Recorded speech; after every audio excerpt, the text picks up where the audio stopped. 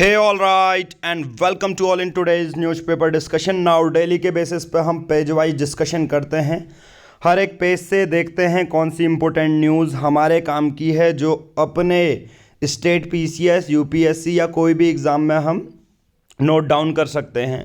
तो हमारा पूरा डिस्कशन पेज वाइज चलता है। हर एक पेज से मैं वो भी न्यूज़ दिखाता हूँ जो इम्पोर्टेंट है, और साथ में वो भी न्यूज़ जिनको आपको इग्नोर करना है।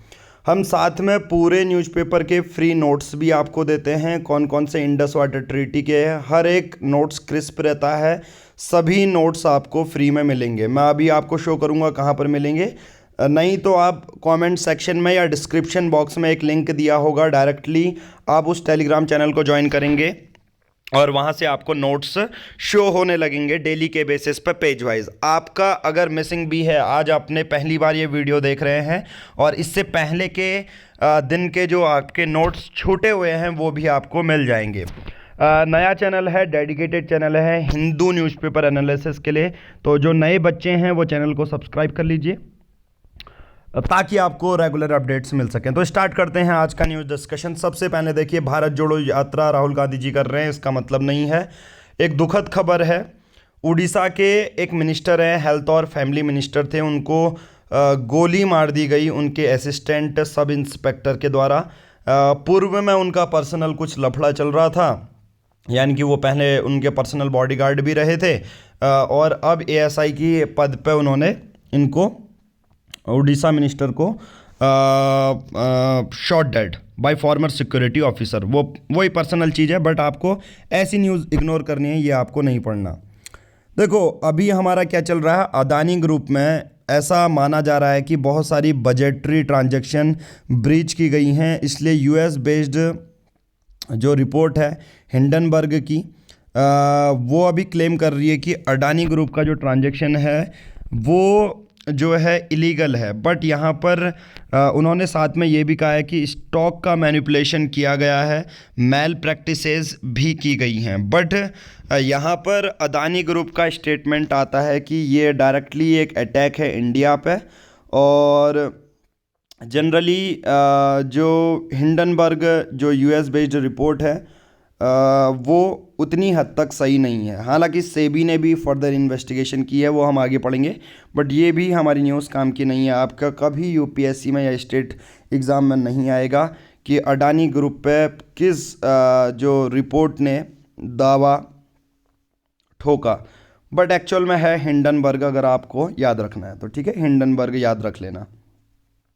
मतलब यूएस बेस्ड एक रिपोर्ट है, वो बोलती है कि अदानी के जो स्टॉक मैनिपुलेट कर रहे हैं, इनकी जो वेल्थ है वो एक्चुअल में ये रियल वेल्थ नहीं है, ठीक है, ऐसा बोला जा रहा है। चलिए हम बात करते हैं जो हमारी काम की न्यूज़ है, AISHE। अब आप क्या कर सकते हैं, मैं आपको अभी टॉपिक भी दिखाऊंगा जीएस पेपर 2 में।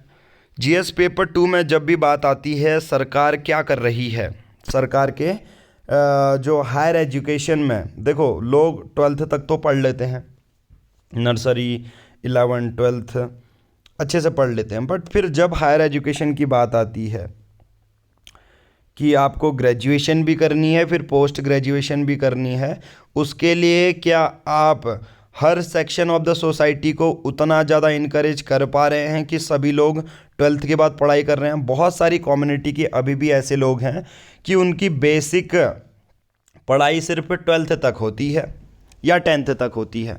आप सबको पता है 86th कॉन्स्टिट्यूशनल अमेंडमेंट एक्ट, उसने हमारे क्या कर दिया, 2002 में ये अमेंडमेंट एक्ट आया था, संविधान में संशोधन किया कि 6 से 14 साल के बच्चे को कंपलसरी एजुकेशन दी जाएगी। तब तो ठीक है, 6 से 14 साल बच्चा 12th भी कर लेता है उस टाइम तक, बट उसके बाद की कोई स्कीम है क्या?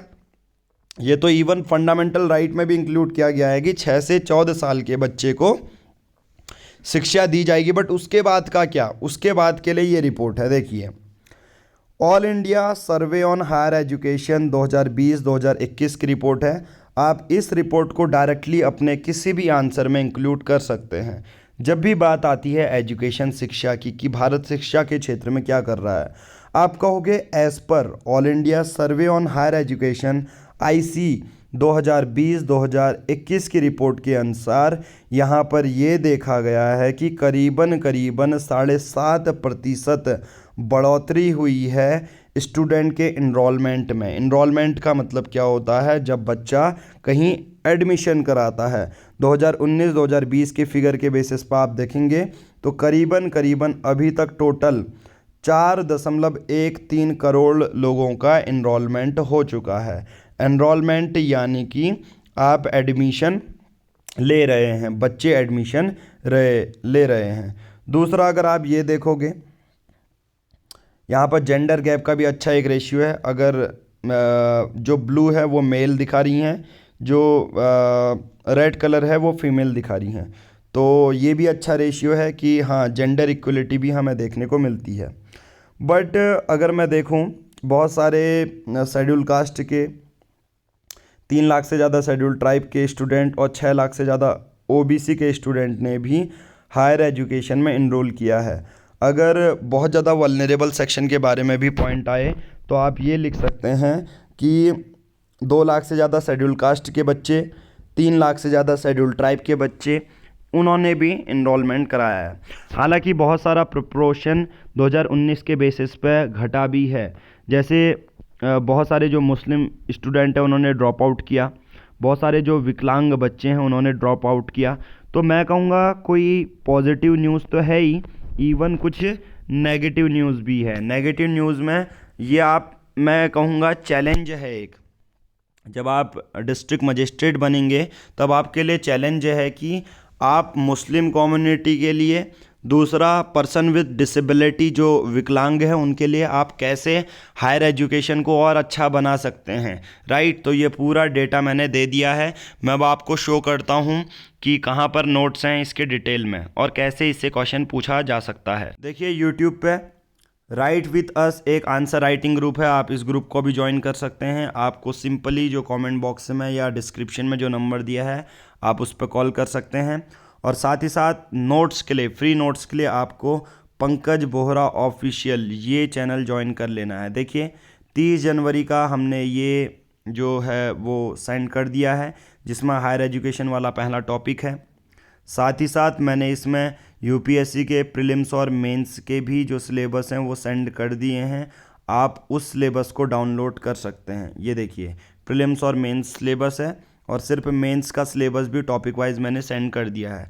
जो बच्चे देख रहे हैं सबसे पहले सिलेबस डाउनलोड कर लीजिए, अच्छे से टॉपिक वाइज सिलेबस दिया हुआ है, राइट। अगर यहाँ तक आपने वीडियो देख ली है, बहुत सारे अगर मैं चैनल का एनालिटिक्स आपको दिखाऊं तो सब्सक्राइब जो कर रहे हैं वो बहुत कम लोग कर रहे हैं, तो सब्सक्राइब ज़्यादा से ज़्यादा लोग करें। मतलब जितने लोग देख रहे हैं चैनल को सब्सक्राइब कर लीजिए अभी, क्योंकि आगे अपकमिंग जो क्वालिटी कंटेंट है आपको इसी चैनल पे मिलते हुए आएगा। चलिए स्टार्ट करते हैं आज का डिस्कशन। सबसे पहले हायर एजुकेशन पे बात कर लेते हैं।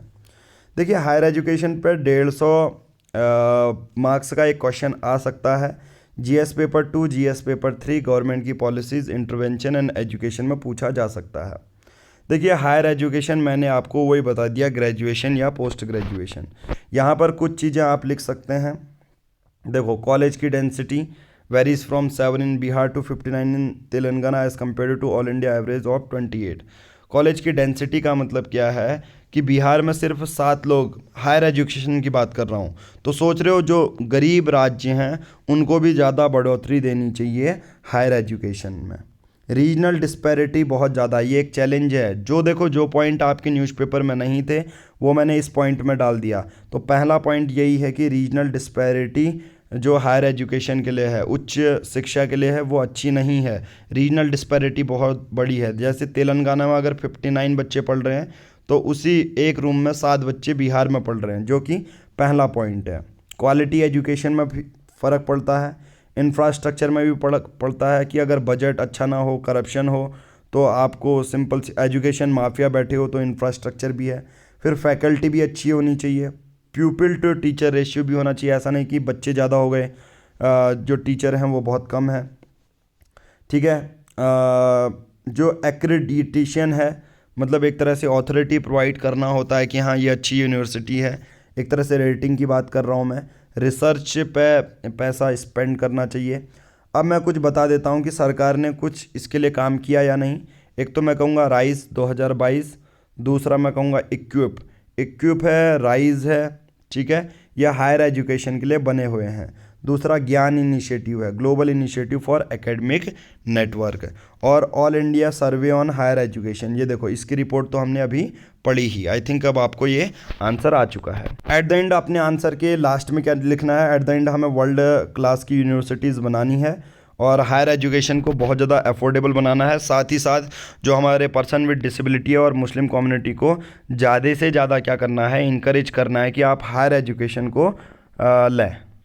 तो पहली पेज से न्यूज़ ये वाली हो गई, ये ख़त्म कर दी। अब पहली पेज की न्यूज़ ये है, देखो मध्य प्रदेश में ग्वालियर एयरफोर्स स्टेशन में अगर आप देखोगे क्रैश हो गया था कल प्लेन, और यहाँ पर मिराज का जो ब्लैक बॉक्स है वो बोल रहे हैं कोई डैमेज हो चुका है। पर अभी उसकी चीज़ें तो आएंगी कि एक ब्लैक बॉक्स होता क्या है। तो रिसेंट खबर क्या थी कि जो प्लेन क्रैश हुआ था उसमें हमारे जवान भी शहीद हो गए थे। नॉर्मली था मिराज 2000 और सुखोई 30 MKI, ऐसा कुछ नहीं कि वॉर पे गए थे। नॉर्मली प्लेन क्रैश हुआ जब ट्रेनिंग पीरियड होता है या नॉर्मली जब उड़ान भरते हैं। बट मेजर क्वेश्चन हमारा ये है कि ब्लैक बॉक्स क्या होता है। देखिए ब्लैक बॉक्स के बारे में हम जान लेते हैं। ब्लैक बॉक्स को अगर टेक्निकली टर्म्स में नाम बोलोगे तो इसको बोलेंगे इलेक्ट्रॉनिक फ्लाइट डेटा रिकॉर्डर। और नाम से ये ब्लैक बॉक्स है पर इसका कलर ऑरेंज कलर का होता है और ये हर एक फ़्लाइट में लगे रहता है। जनरली इसका ये काम रहता है कि एक्सीडेंट होने से पहले जितने भी 1 घंटे का इंसिडेंट है या आधे घंटे का इंसिडेंट है ये कैप्चर कर लेता है। अब ब्लैक बॉक्स का जो है कंपलसरी कॉमर्शियल फ़्लाइट में लगना होना चाहिए। एयर इंडिया है, स्पाइस जेट है, कॉरपोरेट जेट में अगर कोई कंपनी का जेट है उस पर भी ब्लैक बॉक्स ज़रूरी मेंशन करना है, क्योंकि आपको एक्सीडेंट से पहले की चीज़ें पता चल जाती हैं। हालांकि ये तुरंत पता नहीं चलता, 10 से 15 दिन रिकवर होने में लगते हैं। और ब्लैक बॉक्स ऐसा नहीं कि सिर्फ एरोप्लेन में ही रखते हैं, इवन रेलवेज़ कार्स में भी ब्लैक बॉक्स रखे रहते हैं, राइट। और देखो ब्लैक बॉक्स में 2 पार्ट होते हैं, एक होता है FDR, एक होता है cockpit voice recorder. Flight data recorder plus cockpit का वॉइस रिकॉर्डर, मतलब आप सोच रहे हो इतने ज़्यादा पार्ट हैं तो इसमें वॉइस भी रिकॉर्ड करेगा, क्या हुआ था ये भी पता चल जाएगा। इवन हर के अलग अलग काम होते हैं। FDR वाला जो हिस्सा है वो एयर स्पीड, हवा की गति को जानेगा, कितने ऊपर विमान उड़ रहा था ये बताएगा, वर्टिकल एक्सेलरेशन कितना तेज़ हो रहा था और कितनी तेज़ी से फ्यूल फ्लो हो रहा था। वहीं दूसरी ओर CVR जितने भी कन्वर्सेशन चल रही हैं ऑडियो वो रिकॉर्ड कर लेगा, राइट। टेक्नोलॉजी हम इसमें जानेंगे नहीं, वही मैग्नेटिक टेप वाली पहले टेक्नोलॉजी आती थी। दूसरी मेथड भी यूज़ करते हैं अगर एयर क्रैश हो जाए तो, जैसे ATC पर्सोनिल का यूज़ कर सकते हैं। ATC और पायलट की मूवमेंट को रिकॉर्ड किया जाता है। और मेन तो FDR और CVR ही है।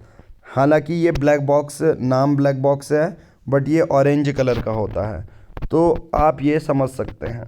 देखिए 1 फरवरी से हम आंसर राइटिंग भी शुरू करेंगे। इस बार हम हिंदी माध्यम के छात्रों को और ज़्यादा इनकरेज करने वाले हैं आंसर राइटिंग के लिए कि आप हिंदी माध्यम में कितना अच्छा लिख सकते हैं। साथ ही साथ अंग्रेजी माध्यम की तो हम आंसर राइटिंग कराते ही हैं। दूसरे हमारे जितने भी नोट्स हैं हम हिंदी माध्यम में देने का पूरा ट्राई करेंगे। हम ज़्यादा फोकस करेंगे हिंदी माध्यम के विद्यार्थियों पर। साथ ही साथ अंग्रेजी माध्यम की चीज़ें तो हमारी चल ही रही हैं। चलिए देखिए पहले पेज में हमने कौन सा पढ़ा, सिर्फ हमारी 2 न्यूज़ थी जो हमने डिटेल में कर ली हैं, ठीक है। चलिए पेज नंबर 2 में जो हमारी न्यूज़ पढ़ने वाली है वो ये है कि अभी हाई कोर्ट ने दिल्ली से ये पूछा, Delhi state legal service authority से ये बोला कि आप एक स्कीम लेके आओ जिसका नाम रखो PLV, जिसे पैरा लीगल वॉलंटियर्स कहते हैं। मतलब अब ये वॉलंटियर्स क्या करेंगे, मैं कहूँगा ये हर एक राज्य में, केंद्र शासित प्रदेश में लागू हो जाना चाहिए। इसमें क्या होता है, जो खोए हुए बच्चे होते हैं अगर उनको ढूंढना है तो देखो पुलिस स्टेशन पे एक एक्स्ट्रा बर्डन आ जाएगा। बट अभी कोर्ट ने एक बहुत अच्छी स्कीम सुझाई है कि आप PLV लागू करो, जिसे कहते हैं पैरा लीगल वॉलंटियर्स। यानी कि मैं भी अपने को रजिस्टर कराऊं पुलिस स्टेशन में और मैं बोलूं कि हाँ साहब मैं हर रविवार को फ्री होता हूँ और मेरे 50 दोस्त और फ्री होते हैं, हम एक ग्रुप बना के बच्चों को, जो मिसिंग बच्चे हों उनको ढूंढने का काम कर सकते हैं। तो मैं ये कहूँगा कि पैरालीगल वॉलंटियर्स एक one of the best solution है कि जो खोए हुए बच्चे हैं उनको आप ट्रेस कर सकते हैं, चाहे उनका डेटा मैनेज करना हो या डेटा को रेगुलेट करना हो कि कहाँ कहाँ प्रीवियस बच्चे ट्रेस किए गए थे। राइट, आपको ये नहीं करना, ये वाला भी नहीं न्यूज़ करनी है। मरकरी मतलब ठंडा बहुत ज़्यादा हो रहा है ये बताया जा रहा है। टोटल एजुकेशन वाला ये है, आपको ये नहीं करना। ये कोई कंपनी है, उसको द्रौपदी मुर्मू जी ने कुछ अवार्ड दिया है, मतलब ये अपनी एडवर्टाइज़ कर रहे हैं। ठीक है, फिर ये देखो दोबारा नेतागिरी वाली बात आ गई। नेतागिरी वाली बात। बीजेपी इग्नोर करो सब न्यूज़ को। मैं आपको इसलिए दिखा रहा हूँ ताकि आपको पता भी चलना चाहिए कि कौन सी न्यूज़ को आपने इग्नोर करना चाहिए। ठीक है, अदानी एंटरप्राइजेज लिमिटेड, आधे से ज़्यादा न्यूज़पेपर में तो ऐसी ही चीज़ें दी जाती हैं। अब हम शुरू कर देते हैं अपना एडिटोरियल सेक्शन। एडिटोरियल सेक्शन में वही घिसी पिटी बात फिर आज दी गई है। अदानी ग्रुप क्या हो गया, बट हालांकि एक अच्छी बात भी है, इंडिया के रिचेस्ट पर्सन है और वर्ल्ड के I think third most richest person है। तो उनके बारे में एक आर्टिकल छपना कोई मतलब वो बात नहीं है, उनके बारे में बात होनी चाहिए। तो यूएस बेस्ड एक शॉर्ट सेलर रिपोर्ट आती है जिसमें गौतम अडानी को पूरे चार्जेस लगाए जाते हैं कि यस आप स्टॉक का मैनिपुलेशन कर रहे हैं। स्टॉक यानी कि अपनी कंपनी के शेयर्स को, मतलब स्टॉक मैनिपुलेशन का मतलब एक तरीके से उदाहरण समझा देता हूँ। गौतम अडानी सीमेंट बनाते हैं, गौतम अडानी फ्यूल वाला, कंस्ट्रक्शन वाला सब काम है। तो उनकी कंपनी है, तो एक कंपनी का शेयर मान के चलो 15 रुपये है। मान के चलो गौतम अडानी ने किसी बैंक से, मान के चलो मैं बोल रहा हूँ, ठीक है, ऐसा यूएस बेस्ड रिपोर्ट कहना चाह रही है, अभी प्रूव नहीं हुआ। जब हमारी सेबी बोलेगी तब होगा ये काम। हम दूसरी कंट्रीज़ के रिपोर्ट में कभी भरोसा नहीं करेंगे। अपने याद रखना, जो भी हमारी security and exchange board of India है 1992 के बेसिस पर बनी है, उसने भी इन्वेस्टिगेशन शुरू की है। जब वो बोलेगी तब हम मानेंगे। बट मैं एक एग्जांपल के तौर पे समझा रहा हूँ कि कैसे स्टॉक मैनिपुलेटिंग हो सकती है। 15 रुपये का एक शेयर है गौतम अडानी का, सीमेंट का शेयर है मान के चलो। अब गौतम अडानी जी ने सपोज कहीं से लोन लिया बैंक से कितने हज़ार करोड़ का, और अपने शेयर खुद ही खरीदते रह गए, अपने दोस्तों को पैसे दे दिए, बोला कि मेरी कंपनी में आप क्या करो शेयर। अब 15 रुपये का जो शेयर था ना, सोचो उसकी कीमत बढ़, अब सभी लोग ले रहे हैं तो कीमत बढ़ जाएगी, डिमांड बढ़ती है तो कीमत बढ़ती है, आप सबको पता है। 15 रुपये का शेयर 115 रुपये का हो गया। अब क्या होगा, अचानक से सभी लोग खरीदने लग जाएंगे। 115 रुपये मैं भी खरीदने लग जाऊंगा, ये भी खरीद लूँगा, पूरी जनता भी खरीदने लग जाएगी। अब वो 225 का हो गया मान के चलो, ठीक है। अब गौतम अडानी के दोस्तों ने कहा कि अरे सब लोगों ने खरीद लिए, 225 हैं, अब हम बेचना शुरू कर देते हैं। ठीक है, अब हम क्या करना शुरू कर देते हैं, बेचना शुरू कर देते हैं। बस इससे होता है स्टॉक मैनिपुलेटिंग। इससे कंपनी की इमेज तो बढ़ती है, साथ में जो रियल इन्वेस्टर होते हैं उनका ट्रस्ट टूट जाता है। चलिए अभी हम बात में करेंगे, बट पूरा मुद्दा यही है। बट जब हमारी बॉडी कहेगी ना, security and exchange board of India, ये सेबी क्या है, सेबी क्या काम करती है, जो बच्चे लोग शेयर में पैसा इन्वेस्ट करते हैं उनका इंटरेस्ट बचाती है, इंश्योरेंस वगैरह। तो ये 1992 में आई थी, याद रखना, ठीक है। दूसरा आपको ये भी पता होना चाहिए कि सेबी का हेडक्वार्टर कहाँ है। सेबी का हेडक्वार्टर है मुंबई में, और 1992 में ये बना था। जनरली अब ये देख रहा है कि हाँ ये मार्केट रेगुलेटर है, अदानी के शेयर देखेगा। क्या इसको और जानने की ज़रूरत है? इस एडिटोरियल को बिल्कुल भी ना जाना है। आप जानें तो इस एडिटोरियल को, ये एडिटोरियल बहुत ज़्यादा इंपॉर्टेंट हो जाता है। आप सब लोगों को पता है जब कोविड-19 चल रहा था, जितने भी शहर के लोग थे वो गांव में आके मनरेगा का काम शुरू कर रहे थे। मनरेगा है क्या? मनरेगा की फुल फॉर्म सबसे पहले जान लीजिए, ये है Mahatma Gandhi national rural employment guarantee act, मनरेगा, जिसे आप मनरेगा कहते हैं। हालांकि मनरेगा में एक नई चीज़ अभी शुरू की गई कि 100 दिन का रोज़गार 150 दिन करने की बात कर रहे हैं। बट जो गरीब राज्य हैं हमारे वो अभी भी जूझ रहे हैं, उनके पास पैसा है नहीं, एडमिनिस्ट्रेटिव कैपेसिटी है नहीं, तो वो लोगों को पैसा नहीं दे पा रहे हैं। इवन जो गरीब राज्य हैं वो नरेगा के फंड का अच्छे से यूज़ भी नहीं कर पा रहे हैं।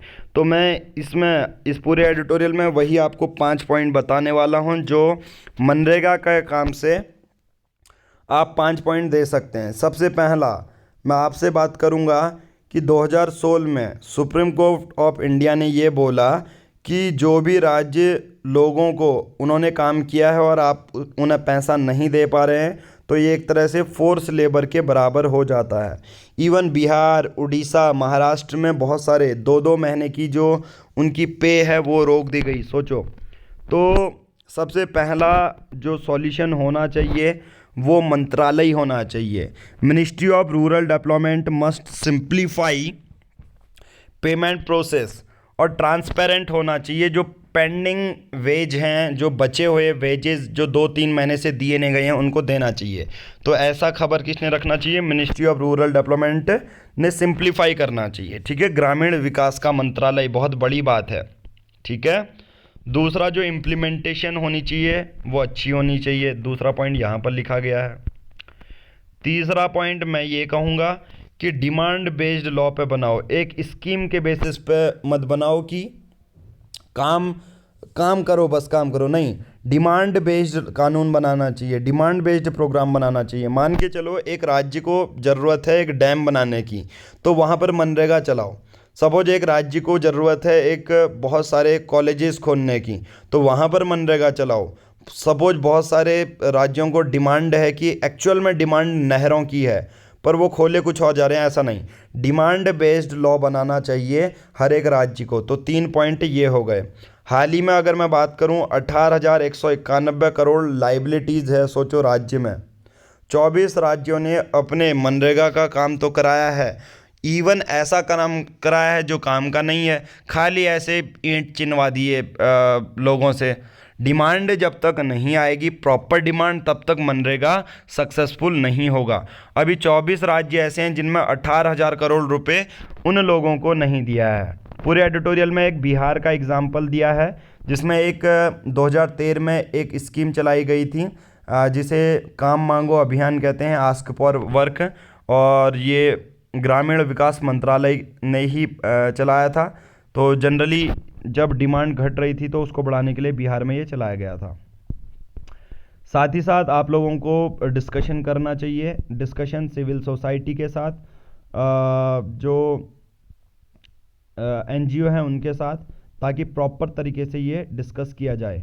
आपको 3 चीज़ें क्या याद रखनी है चैलेंजिंग में, इतना 18,000 करोड़ रुपए की अभी लाइबिलिटीज़ हैं। दूसरा, ऑलमोस्ट 3,000 जो महिलाएं हैं मनरेगा में मुजफ्फर ज़िले में, वो प्रोटेस्ट कर रही हैं कि उनकी मोबाइल एप्लीकेशन चली ही नहीं। तो सोचो टेक्निकल भी कितना ट्रांसपेरेंट होना पड़ेगा। तो मैंने आपको मनरेगा के बारे में बता दिया, बट मनरेगा के एक्चुअल डेफिनेशन मैं आपको नोट्स में दूंगा। मैंने पॉइंट बता दिए, 5 पॉइंट कैसे सही हो सकता है मनरेगा का काम। मनरेगा, Mahatma Gandhi national rural employment guarantee act, इसको पहले national rural employment guarantee act बोला जाता था। ये 7 सितंबर 2005 को पास किया गया। जनरली ये सभी जगह मनरेगा हर जगह अप्लाई कर सकते हैं। एक जहां 100% शहरी आबादी हो उस जगह अप्लाई नहीं होगा, बाकी सभी जगह ये अप्लाई होगा। अब देखो मनरेगा की हिस्ट्री में बता देता हूँ। सरकार को चाहिए था कि जो हमारे अनस्किल्ड लेबर्स हैं ना, जिनको कोई स्किल नहीं आती, उनको यार रोज़गार देना चाहिए। तो ठीक है, 1991 में पीवी नरसिम्हा राव सरकार आती है, वो बोलती है कि ठीक है हम ऐसा ग्रामीण क्षेत्र में रोज़गार प्रदान करेंगे और हमारा इंफ्रास्ट्रक्चर भी बन जाएगा, फूड सिक्योरिटी भी बढ़ जाएगी। तो उसके लिए एक स्कीम लाई गई 2000 में। हालांकि 7 सितंबर 2005 को ये एक्ट पास हुआ, बट उससे पहले एक स्कीम थी फूड फॉर वर्क प्रोग्राम। मतलब यहाँ पर मजदूरों से काम कराया जाता था, बदले में खाना देते थे, उनकी फूड सिक्योरिटी देखते थे। बट बाद में बोला गया कि नहीं, मनरेगा को कंस्ट्रक्शन वर्क में भी इंक्लूड करना चाहिए। तो ऑब्जेक्टिव क्या है मनरेगा का? जो ग्रामीण क्षेत्र के अनस्किल्ड लेबर है उनको 100 दिन का रोजगार देना, उनकी इकोनॉमिक सिक्योरिटी को बढ़ाना, और जो लोग ग्रामीण क्षेत्र से शहरी क्षेत्र में माइग्रेट करके जा रहे हैं उनको रोकना कि हाँ गांव में ही काम मिल जाएगा। इससे तो क्या होगा, ग्रामीण पॉपुलेशन घट जाएगी। अब शहरी आबादी बढ़ने से क्या खतरा हो सकता है आप सब लोगों को पता है। उस जगह में अब शहरी आबादी बस रही है जहाँ पर कंस्ट्रक्शन नहीं करना चाहिए। सोचो यही एक कारण है कि ग्रामीण क्षेत्र में भी आपको रोजगार लाना पड़ेगा। साथ ही साथ पंकज बोरा ऑफिशियल चैनल में आपको प्रीलिम्स और मेंस का सिलेबस भी मिल जाएगा और मेंस का स्पेसिफिक सिलेबस भी मिल जाएगा। अब ये चैनल आपको कहाँ मिलेगा, देखो टेलीग्राम में पंकज बोरा ऑफिशियल जैसा लिखा गया है वैसा, और डेली नोट्स आपको डेली सुबह 6 बजे आपको मिल जाया करेंगे। और साथ ही साथ ये चैनल आप टेलीग्राम के डिस्क्रिप्शन से भी डाउनलोड कर सकते हैं और वीडियो के डिस्क्रिप्शन से भी। तो ये आपको समझ में आ गया होगा मनरेगा वाला पूरा ये आर्टिकल। नेक्स्ट आर्टिकल है टोबैको प्रोडक्ट। एडम स्मिथ की एक बुक है वेल्थ ऑफ नेशन इकोनॉमी की। उन्होंने ये बोला है कि चीनी, रम और जो टोबैको तंबाकू होता है वो लाइफ के लिए नेसेसरी नहीं है, बट फिर भी उसका कंजम्पशन बहुत ज़्यादा होता है। तो ये बोला जाएगा कि ये एक बहुत अच्छी चीज़ है जिससे सरकार बहुत अच्छा टैक्स कमा सकती है। पर भारत में जब से जीएसटी आया है टोबैको प्रोडक्ट अफोर्डेबल हो चुके हैं। 2017 में एक डेटा मैं आपको बताऊं कि जो लोग रम टोबैको का कंजम्पशन करते हैं तो पूरे भारत में इकोनॉमिक बर्डन और हेल्थ केयर एक्सपेंसेस टोबैको की वजह से करीबन 2,500 बिलियन हुआ। सोचो मतलब कोई टोबैको वजह से बीमार हो रहा है, उसका खर्चा सब लोगों को मिला के 2,500 बिलियन हुआ। बट अगर टैक्स की बात करें ना, सिर्फ 537 बिलियन ही टैक्स मिला। देखो 2,500 बिलियन खर्चा लग रहा है बट टैक्स से रुपए इससे कितने आ रहे हैं, 2,500 सिर्फ 550 बिलियन। तो सोचो उसका नेगेटिव इम्पैक्ट कितना है। तो इंडिया को अभी क्या करना चाहिए, इंडिया को ज़्यादा से ज़्यादा टैक्स लगाना चाहिए। अभी इंडिया में क्या है, एड वॉलरम टैक्सेस, मतलब उसकी जो मॉनेटरी वैल्यू होगी उस पर टैक्स लगता है। मतलब एक रुपये का गुटखे का पैकेट है तो उसमें उस हिसाब से लगेगा मॉनेटरी वैल्यू पर, उसकी पैसे की वैल्यू कितनी है। बट यूएसए में ऐसा नहीं होता। यूएसए में कोई जो नेगेटिव प्रोडक्ट होते हैं उसमें फिक्स्ड रहता है, चाहे वो 1 रुपये का है फिर भी उसमें 5 रुपये का टैक्स लगेगा। सोचो वो 6 रुपये की चीज़ हो जाएगी। मतलब ये मैं हाइपोथेटिकल एक बता रहा हूँ, 1 रुपये की चीज़ में 1.01 1.97 इस तरह के टैक्स लग जाते हैं, राइट। तो इंडिया में भी एड वैलोरम टैक्सेस को जो ओवर यूज़ है उसको कम करना चाहिए, रेदर देन इतना नेगेटिव प्रोडक्ट हैं तो इनमें ज़्यादा से ज़्यादा टैक्स लगाने पड़ेंगे ताकि लोगों का कंजम्पशन भी कम हो। ओपिनियन पेज में यूनिवर्सिटी के बारे में दिया है, नीतीश कुमार के बारे में दिया है, ये हम नहीं करेंगे। बट एक चीज़ दी गई है जो सबसे बड़ी न्यूज़ है, अगर कभी भी आपके मेंस आंसर राइटिंग में एक क्वेश्चन हेल्थ से रिलेटेड आ गया तो आप लोगों को ग्रामीण क्षेत्र के बारे में लिखना है। आपको बताना है कि 2022 की रिपोर्ट में जो ग्रामीण क्षेत्र में स्पेशलिस्ट डॉक्टर होते हैं उनका शॉर्टफॉल देखने को मिला। एज़ पर इंडिया की पब्लिक हेल्थ स्टैंडर्ड ये कहता है हर एक कम्युनिटी हेल्थ सेंटर में 4 लोग होने चाहिए, एक सर्जन, एक फिजिशियन, एक ऑब्स्टेट्रिशियन मतलब जो चाइल्ड बर्थ को रेगुलेट करते हैं ऐसे डॉक्टर, तो 4 लोग होने ही चाहिए। बट अगर रिपोर्ट देखोगे, ये चैलेंज देखोगे, ये रिपोर्ट अपने में मेंशन करनी है आप लोगों को कि 2021-22 रिपोर्ट स्टैटिक्स के हिसाब से 21,920 स्पेशलिस्ट डॉक्टर की ज़रूरत है ग्रामीण क्षेत्र में पूरे ऑल ओवर इंडिया में। तो ये आपको मेंशन करना है कि हेल्थ के क्षेत्र में ग्रामीण क्षेत्र में भी विकास करने की ज़रूरत है, उससे ज़्यादा आपको नहीं लिखना है। आपने परसों भी एक न्यूज़ पढ़ी है जिसे बोलते हैं इंडस वाटर ट्रीटी। भारत चाहती है कि इस वाटर ट्रीटी को हम बदलें। इसके पीछे का रीज़न क्या है, 1960 में एक ट्रीटी हुई थी भारत और पाकिस्तान के बीच में, इंडस वाटर ट्रीटी। बट यहाँ पर अभी हमारे 2 प्रोजेक्ट चल रहे हैं। सबसे पहला है किशन गंगा का हाइड्रो पावर प्रोजेक्ट और रैटल हाइड्रो पावर प्रोजेक्ट। और क्यों ये अभी इतना ज़्यादा कंसर्न बने हैं इसको पूरा हम डिटेल में जानते हैं। नाउ 2 चीज़ें हैं, Kishan Ganga hydro power project और रैटल हाइड्रो पावर प्रोजेक्ट, और ये कश्मीर वाले इलाके में है।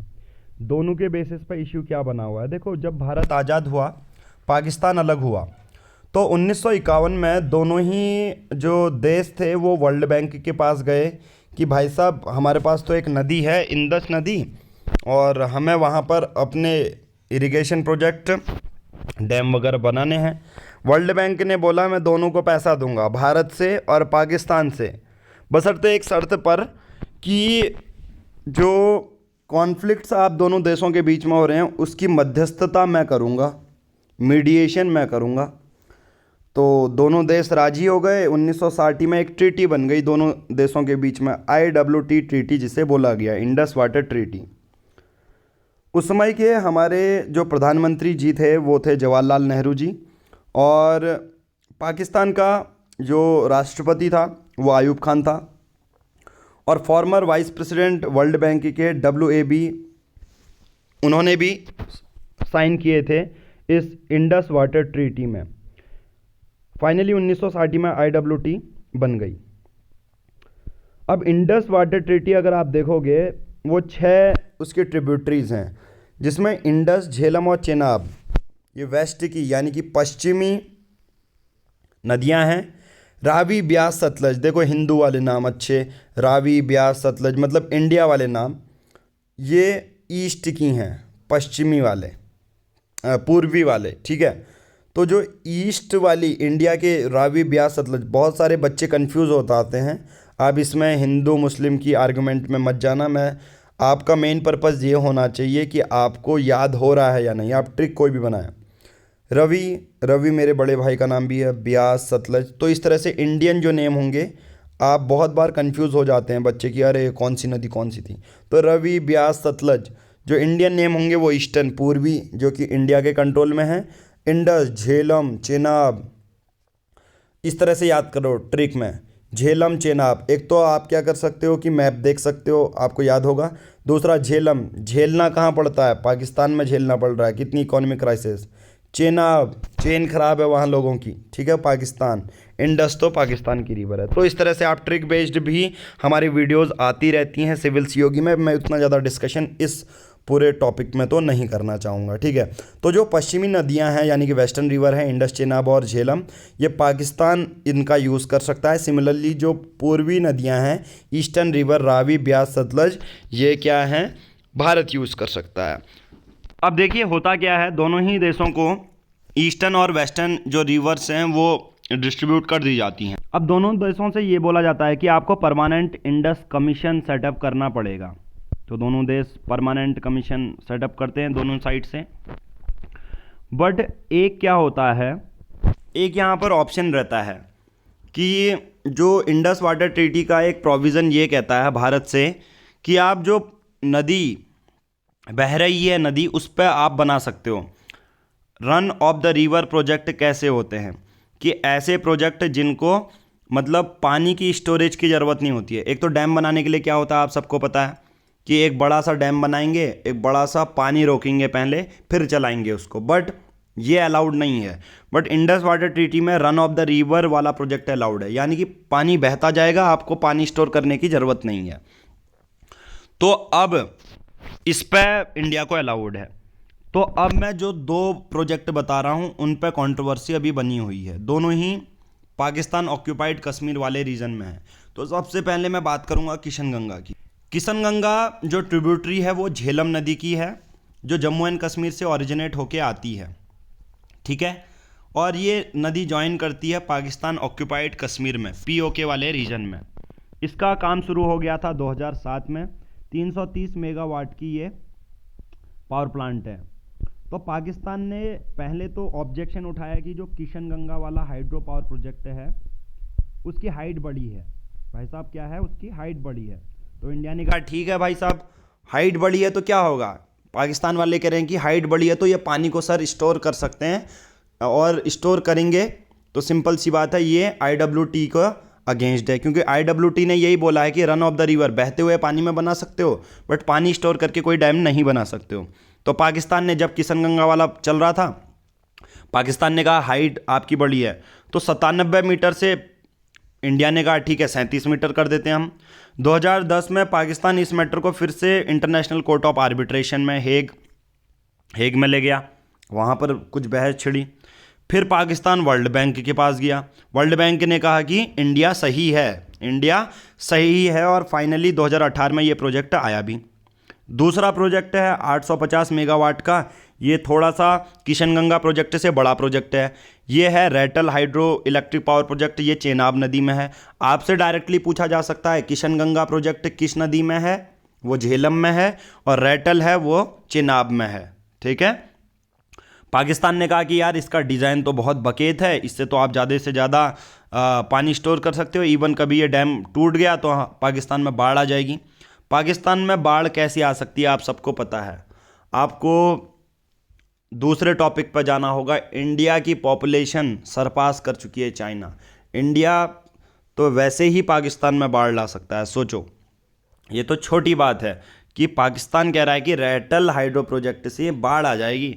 बाढ़ इससे नहीं आती है बच्चों, बाढ़ आती है किसी दूसरी चीज़ से। ठीक है। इंडिया ने सरपास कर लिया है पूरे पॉपुलेशन में। सोचो पाकिस्तान की कुछ वो नहीं है इमेज, अब पाकिस्तान हो चुका है 0। ओके, चलिए ये हमने पूरा डिटेल में डिस्कस कर लिया है। फिर क्या मुद्दे हैं, तो दोनों ही मुद्दों पर पाकिस्तान कह रहा है कभी बाढ़ आ जाएगी, कभी हाइट वो कम करो, पर इंडिया तो इंडिया है, वो बनाते ही रहेगा। हालांकि इंडस वाटर ट्रीटी हमने की हुई थी, फिर से कर लेते हैं। Indus water treaty UPSC GS paper 2, वही रिवर झेलम चेनाब रावी जो मैंने अभी बताया, 1960 में साइन हुई वर्ल्ड बैंक की मदद से, और वर्ल्ड बैंक की हेल्प से ये बनी। ईस्टर्न रिवर पूरी इंडिया की, रावी ब्यास सतलज, वेस्टर्न रिवर पाकिस्तान की, किशनगंगा का प्रोजेक्ट झेलम में, रैटल का चेनाब में। बस इतना ही तो याद करना है। चलिए नेक्स्ट न्यूज़ बात करते हैं। डिमेंशिया। डिमेंशिया एक ऐसी बीमारी है जो ब्रेन की बीमारी है, सिर्फ एक पॉइंट में ये याद रखो, और जिससे जिन बच्चों को जिनको अल्जाइमर होता है, डिमेंशिया की प्रॉब्लम उनको सबसे ज़्यादा हो सकती है। अल्जाइमर एक अल्जाइमर, ये आपको प्रोनाउंस करना पड़ेगा, अल्जाइमर। ठीक है। अल्जाइमर एक ऐसी बीमारी होती है जिसमें बच्चे बेसिक सिंपल कैलकुलेशन नहीं कर पाते, समझ नहीं पाते अगला बंदा क्या कह रहा है, समझ नहीं पाते, बात नहीं कर पाते, रिस्पॉन्स नहीं कर पाते। इसकी वजह से बाद में ब्रेन में इलनेस आ जाती है और डिमेंशिया रोग हो जाता है। राइट। वर्ल्ड वाइड 47 मिलियन लोग ऐसे हैं जिनको डिमेंशिया रोग है, और 2050 तक माना जा रहा है 135 मिलियन लोग आ जाएंगे। तो डिमेंशिया रोग से रिलेटेड एक छोटा सा फैक्ट मैंने बता दिया। 29 जनवरी को वर्ल्ड लेप्रोसी डे सेलिब्रेट किया जाता है, ये भी मैंने आपको बता दिया। ये कुछ काम का नहीं है, ये कुछ काम का नहीं है। यूक्रेन वॉर से हम क्या सीख सकते हैं? Subcategorization of OBC, other backward classes का सब कैटेगराइजेशन, मतलब ओबीसी में भी बहुत सारे ऐसे बंदे हैं जो ऑलरेडी पिछड़ी जाति के हैं, मतलब बहुत ज़्यादा पिछड़े वर्ग के हैं, तो उनको भी मिलना चाहिए। तो इसलिए जस्टिस जी रोहनी का कमीशन है। तो अगर पूछा जाए जस्टिस जी रोहनी का कमीशन क्या है, आप कहोगे ओबीसी की सब कैटेगराइजेशन में, मतलब जितने भी अदर बैकवर्ड क्लासेस हैं ना, उसके अंदर भी तो बहुत सारे लोग आते होंगे यार, अलग अलग कैटेगरी। जैसे शेड्यूल कास्ट में भी बहुत सारी जातियाँ आती हैं, हिंदू में भी बहुत सारी, कोई ब्राह्मण होता है, कोई ठाकुर होता है।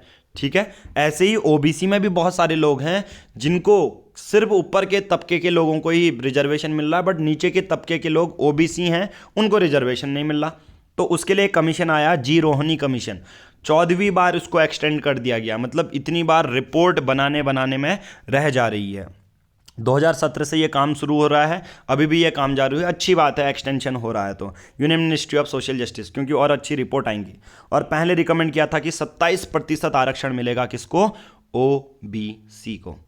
अब एलआईसी तो आप सबको पता है, अदानी चाहे कोई भी हिंडन रिपोर्ट है, एलआईसी कह रही है मैं तो इनके शेयर खरीदूंगी। भाई साहब कितने 9 लाख शेयर खरीद लिए हैं एलआईसी ने, बात देखते हैं बाद में। वही भारत जोड़ो यात्रा, ये जोड़ो यात्रा वही चल रही है। लेप्रोसी डे 29 जनवरी को सेलिब्रेट करते हैं वर्ल्ड वाइड, ये चीज़ याद रखना। मन की बात, मन की विचार, वर्ल्ड की बात करते हैं। अर्थ क्यों आया? ईरान में 5.9 मैग्नीट्यूड्स का 3 लोगों को उसने मार दिया। मालदीव के president to run again after winning party primary poll. Maldives के प्रेसिडेंट का नाम क्या है? इब्राहिम मोहम्मद सोलिह है। ये पार्टी के प्राइमरी इलेक्शन जीते और दूसरी बार ये टर्म आएंगे। तो मालदीव्स हमारा एक बहुत अच्छा मित्र है, और इब्राहिम मोहम्मद सोलिह इनका नाम आपको याद रखना है। राइट। 17 जो बच्चे हैं among 59 people killed in 2 accident in Pakistan में, तो ऐसी चलती रहती है बखेती। स्पोर्ट्स हमारे काम का नहीं है, ये हमारे काम का नहीं है, बस हमारा एनालिसिस खत्म हो चुका है। आज की इस वीडियो में हम इतना ही करेंगे। बाकी वीडियो अच्छी लगी है, यहाँ तक देख लिया, वीडियो को लाइक कीजिए, एक कमेंट ड्रॉप करके जाइए। आज की इस वीडियो में इतना ही है। Thank you, have a nice day.